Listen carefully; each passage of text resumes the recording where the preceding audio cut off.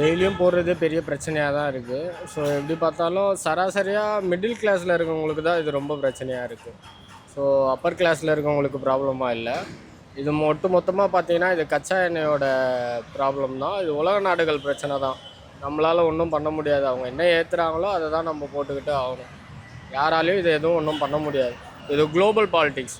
இதனால் நம்மளை எதுவும் பண்ண முடியாது. இது ஒன்றும் பண்ண முடியாத ஒரு விஷயம், அவ்வளோதான்.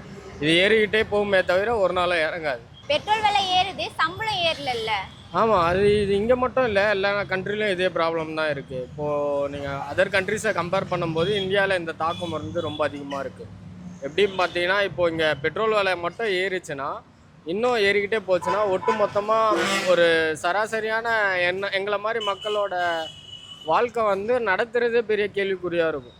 ஸோ ஒன்றும் பண்ண முடியாது, அவ்வளோதான். எல்லாமே பால் விலையிலேருந்து சாப்பாடு விலை, அரிசி, அது இதுன்னு எல்லாமே ரேட் ஏறிடும்.